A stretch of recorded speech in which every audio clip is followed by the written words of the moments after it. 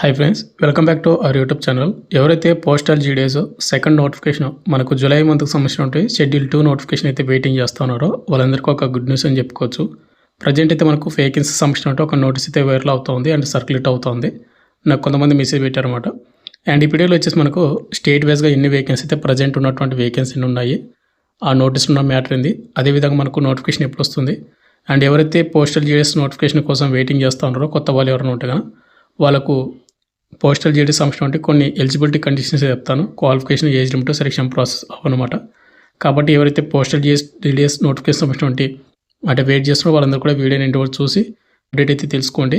And వీడియోస్ని చాలామంది చూస్తున్నారు, బట్ లైక్ చేయకుండా వెళ్ళిపోతున్నారు. మీరు ఒక లైక్ చేసి మంచి అనుకుంది బూస్టప్ అయితే ఉంటుంది. ప్రతి ఒక్కరికి లైక్ అయితే చేయండి. అదేవిధంగా మీకు ఇటువంటి జెన్యూన్ జాబ్ అప్డేట్స్ కూడా కరెంట్ కూడా మన ఛానల్ సబ్స్క్రైబ్ చేసుకొని పక్కన బెల్ ఐకాన్ అయితే యాక్టివేషన్ అయితే పెట్టుకోండి. వీడియోలో కూడా స్మాల్ అప్డేట్, ఎవరైతే ఇంటికానే ఉంటే కాంపిటేటివ్ ఎగ్జామ్స్కి ప్రిపేర్ అవ్వాలనుకుంటారో ఆర్ఆర్బీ గ్రూప్ డి కానీ, ఆర్ఆర్బీ ఎన్టీపీసీ కానీ, ఎస్ఎస్జీడీ కానిస్టేబుల్ కానీ, ఇంకా ఆర్పీఎఫ్ కానిస్టేబుల్ ఇలాంటి కోర్సెస్ అనేది కేవలం మీకు 399కి విత్ 1 వాటి తీస్తూ ఉన్నాము. అక్కడ మీకు ఫ్రీ డెమో వీడియోస్ కూడా అవైలబుల్ అవుతున్నాయి, చూడండి. మీకు కంటెంట్ అంటే సబ్జెక్ట్ నచ్చని కోర్స్ అయితే తీసుకోండి. లింక్ డిస్క్రిప్షన్ మీకు ప్రొవైడ్ చేయడం అయితే జరిగింది. ఇక మనకు మెయిన్గా నోటిఫికేషన్ డీటెయిల్స్ అంటే మ్యాటర్లోకి వెళ్ళిపోయినట్టే మనకు 2026 జనవరి షెడ్యూల్ సంబంధించిన జనవరి నోటిఫికేషన్ మనకి ఎప్పుడు వచ్చింది అంటే 2026 జనవరి 13 అయితే నోటిఫికేషన్ వచ్చింది. అండ్ మనకు ఫిబ్రవరి 14 తేదీ వరకు అప్లై చేసుకుని ఛాన్స్ అయితే ఇచ్చారన్నమాట. కేవలం మనకు 15 రోజులు మాత్రమే. అండ్ మనకు ఇది షెడ్యూల్ 1, షెడ్యూల్ 2 నోటిఫికేషన్ వచ్చి మనకు జూలై మంత్లో అయితే మనకు రావాల్సి ఉంటే ప్రజెంట్ మనకు నోటిఫికేషన్ అయితే ఎలాంటి అప్డేట్ అయితే లేదు. బట్ నోటిఫికేషన్ ఎప్పుడు రావడానికి ఛాన్స్ ఉందని నేను ఎక్స్పెక్ట్ చేసేది ఏంటంటే మనకు జూలై 31 లోపు వచ్చే ఛాన్స్ అయితే ఉందన్నమాట ఈ నోటిఫికేషన్ అనేది.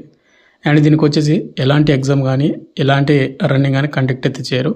కేవలం మీకు వచ్చిన మార్కులను బేస్ చేసుకొని షార్ట్ లిస్ట్ చేసి డౌన్ వెరిఫికేషన్ కండక్ట్ చేసి జాబ్ అయితే ఇస్తారన్నమాట. అయితే ప్రజెంట్ మనకు వచ్చినటువంటి అప్డేట్ అంటే ప్రజెంట్ సర్క్యులేట్ అవుతున్నటువంటి నోటీస్ వచ్చేసి ఏంటంటే నోటీస్ వచ్చేసి ఇది అనమాట. ఇక్కడ వచ్చేసి దీని మ్యాటర్ వచ్చేసి ఏమందంటే స్టేట్ అండ్ సర్కిల్ వైజ్గా మనకు యాజ్ ఆఫ్ నౌ అంటే ప్రస్తుతానికి ఉన్నటువంటి వేకెన్సీ ఎన్ని ఖాళీలు ఉన్నాయి స్టేట్ వైజ్గానే చూసుకున్నట్టయితే ఈ నోటీస్ అనమాట. ముందుకు వచ్చేసి ఇక్కడ మనకు పంజాబ్ సర్కిల్కి వచ్చేసి 201 వేకెన్సీ, ఛత్తీస్గఢ్కి 299, తెలంగాణ స్టేట్కి 257, మధ్యప్రదేశ్కి 637, ఇక హర్యానా స్టేట్కి వచ్చేసి 148, జార్ఖండ్కి వచ్చేసి 201, north east 177, Bihar 462, Gujarat 429, Maharashtra 786, Kerala 320, Karnataka 519, Uttar Pradesh 885, Andhra Pradesh 456, and Tamil Nadu 914, Himachal Pradesh 185, Odisha 640, west Bengal 534, Rajasthan 523. అంటే ఓవరాల్ మనకి నోటిఫికేషన్లో ప్రజెంట్ ఉన్నటువంటి ఖాళీలు 8573 పోస్టులు అనమాట. ప్రజెంట్ సర్క్యులేట్ అవుతున్న నోటీసులు ఇదైతే ఉంది. బట్ ఇక్కడ ఒకటి గుర్తుపెట్టుకోండి, ఇక్కడ వాళ్ళు ఏమని చెప్పారంటే నోటీసులోనే యాజ్ ఆఫ్ నవ్ అని, అంటే ప్రస్తుతానికి ఉన్నటువంటి నోటీసుల స్టేట్ వైజ్ అండ్ సర్కిల్ వైజ్గా ఉన్నటువంటి వేకెన్సీ ఖాళీలు. అయితే దీనికి కొన్ని అడిషనల్గా మనకు కొన్ని వేకెన్సీ కూడా యాడ్ అవుతాయి అనమాట. అవి వచ్చేసి ఏంటంటే మొన్ననే మనకు రీసెంట్గా ట్రాన్స్ఫర్స్ అయితే జరిగాయి అనమాట. అంటే ఎవరైతే పోస్టల్ జీడీఎస్లో ఎవరైతే జాబ్ చేస్తూ ఉన్నారో వాళ్ళు అంటే ఒక చోటు నుంచి ఒక చోటికి ట్రాన్స్ఫర్స్ పెట్టుకోవడం వల్ల, అండ్ ఇంకోటి కొంతమంది డెత్ అయింటారు కదా వాళ్ళ వేకెన్సీస్, కొంతమంది రిటైర్మెంట్ అయ్యి ఉంటారు వాళ్ళ వేకెన్సీస్. అదేవిధంగా మనకు జనవరి షెడ్యూల్ ఏదైతే నోటిఫికేషన్ ఉందో ఫస్ట్ నోటిఫికేషన్ 2026 జనవరిది, వాటిలోనే కొన్ని పోస్టులు అయితే మిలిగి ఉంటాయి. అంటే కొంతమంది ఫిల్అప్ అయితే అయ్యి ఉంటారు అనమాట. వాళ్ళ వేకెన్సీస్ కూడా మనకు ఈ సెకండ్ షెడ్యూల్ నోటిఫికేషన్ కూడా యాడ్ అవుతాయి అనమాట. అప్రాక్సిమేట్లీ నేను ఎక్స్పెక్టెడ్గా చేసేది ఏంటంటే ఇక్కడ ఒక 8,000 ఉన్నాయి కదా, ఇంకొక 8,000 కలుపుకుంటే కన్నా 16 నుండి 18,000 పోస్ట్ అయితే మనకు భర్తీ చేసే ఛాన్స్ అయితే ఉంటుంది 2026 జూలై 2 నోటిఫికేషన్లోన. కాబట్టి మీరు వేకెన్సీ ఎన్ని ఉన్నాయి అంటే ప్రస్తుతానికి ఉన్నటువంటి అయితే 8,000 మీరు ఫిక్స్ అయితే అవ్వద్దండి, ఇంకా మనకు పెరిగే ఛాన్స్ కూడా ఉంటుంది. కాబట్టి మీరు ఎలాంటి టెన్షన్ అయితే తీసుకోకుండా ఇంట్రెస్ట్ ఉంటే కానీ అప్లై అయితే చేసుకోండి మీరు వచ్చినప్పుడు నోటిఫికేషన్ అనేది. ఇక నెక్స్ట్ ఎలిజిబిలిటీ క్రైటీరియాలో వచ్చేసి మనకు ఎవరైతే పోస్టల్ జీడీఎస్ సెకండ్ నోటిఫికేషన్కి ఎవరైనా అప్లై చేసుకోవాలంటే కన్నా మీకు మినిమం ఏజ్ ఉంటే మనకు 18 సంవత్సరాలు అయితే ఉండాలి. మ్యాక్సిమం మనకు 40 సంవత్సరాలు ఉన్నటువంటి యూఆర్ ఈడబ్ల్యూఎస్ అప్లై అయితే చేసుకోవచ్చు. ఎస్సీ ఎస్టీ వరకు 5 years వస్తుంది కాబట్టి 45 వరకు ఛాన్స్ అయితే ఉంటుంది. ఓబీసీ క్యాండిడేట్లకు 3 years కాబట్టి 43 వరకు ఛాన్స్ అయితే ఉంటుంది. ఎవరికి ఎలిజిబిలిటీ ఉంటుందో ఇంట్రెస్ట్ ఉంటుందో డెఫినెట్గా మీరు అప్లై అయితే చేసుకోండి. ఇక నెక్స్ట్ మనకు ఎడ్యుకేషన్ క్వాలిఫికేషన్, ఈ నోటిఫికేషన్కి అప్లై చేసుకోవాలంటే కేవలం మనకు 10th క్లాస్ ఎడ్యుకేషన్ క్వాలిఫికేషన్ అయితే వాళ్ళు మెన్షన్ చేయడం అయితే జరిగింది. 10th స్టాండర్డ్ పాసింగ్ మార్క్స్ అయితే ఉండాలి. ఇక ఇంకొకటి మనకు లోకల్ లాంగ్వేజ్ అయితే మనకు చదివి ఉండాలన్నమాట. మీరు 10th క్లాస్‌లో ఉన్న. ఇప్పుడు ఎగ్జాంపుల్ మనకు ఆంధ్రప్రదేశ్ స్టేట్‌లో ఉన్నటువంటి వేకెన్సీ మీరు అప్లై చేసుకున్నారనుకోండి. ఆంధ్రప్రదేశ్ లోకల్ లాంగ్వేజ్ మనకు తెలుగు కాబట్టి తెలుగు చదివి ఉండాలి. సబ్జెక్ట్ అనమాట. ఒకవేళ మీరు నార్త్ ఈస్ట్‌లో ఉన్నటువంటి వేకెన్సీకి మీరు అప్లై చేసుకోవాలంటే గనక అక్కడ కొన్ని స్టేట్స్‌కి మనకు హిందీ అయితే ఉంటుందన్నమాట. Local language. మన 10th క్లాస్‌లోనే హిందీ చదివాం కాబట్టి హిందీ అప్లై అయితే చేసుకోవచ్చు. ఒకవేళ మీరు కర్ణాటక గానీ, మహారాష్ట్ర గానీ, తమిళనాడు గానీ అప్లై చేసుకోవాలంటే గనక అక్కడ ఉన్నటువంటి కర్ణాటకకి అయితే కన్నడ, తమిళనాడు అయితే తమిళ్, మహారాష్ట్ర అయితే మలయాళము. అంటే అలాంటి లాంగ్వేజ్ అయితే మీరు 10th క్లాస్‌లో చదివి ఉంటేనే అప్లై చేసుకోవాలి ఆ స్టేట్ కూడా. కాబట్టి చూసుకోండి. ఆల్రెడీ మీకు నోటిఫికేషన్ వచ్చినప్పుడు నేను సెపరేట్‌గా ఒక వీడియో చేస్తాను. ఏపీ అండ్ తెలంగాణ వాళ్ళు ఏ స్టేట్‌కి అప్లై చేసుకోవాలి ఏంటనేది. అండ్ వాటితో పాటు మీకు ఏంటంటే 10th క్లాస్‌తో పాటు మీకు కంప్యూటర్ నాలెడ్జ్ అయితే ఉండాలి. సైక్లింగ్ మీకు నాలెడ్జ్ ఉండాలి. ఇవైతే వాళ్ళు మెన్షన్ చేశారు. బట్ ప్రజెంట్ కంప్యూటర్ నాలెడ్జ్ లేకపోయినా కూడా మీరు అప్లై చేసుకోవచ్చు. ఇక నెక్స్ట్ మనకు సెలక్షన్ ప్రాసెస్ చూసుకుంటే brother, the applicants will be short listed for engagement on the base of system generated merit list.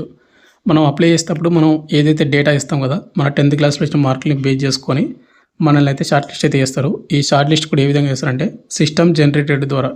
మనం సిస్టమ్ అంటే మనం అప్లై చేసేటప్పుడు ఏదైతే డేటా ఇస్తామో మన 10th క్లాస్లో మార్కులని సిస్టమ్ అనేది ఆటోమేటిక్గా మనకు అంటే మెరిట్ లిస్ట్ అయితే తీస్తుంది. ఎవరికి ఎక్కువ మార్కులు వచ్చాయి ఏంటి అనేది ఆ సర్కిల్ ఎవరికి కేటగిరీ వైజ్గా మొత్తం కూడా మెరిట్ లిస్ట్ని తీసి మనకి ఏం చేస్తారంటే డాక్యుమెంట్ వెరిఫికేషన్కి అయితే పిలుస్తారు. ఆ డాక్యుమెంట్ వెరిఫికేషన్కి వెళ్ళిన తర్వాత మన డాక్యుమెంట్స్ అన్నీ కూడా ప్రాపర్గా చెక్ చేస్తారు.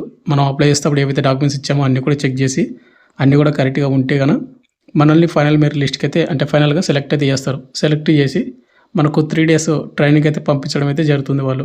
ఈ 3 days ట్రైనింగ్ అయిపోయిన తర్వాత మనకు పోస్టింగ్ అనేది అలాట్మెంట్ అయితే చేస్తారు.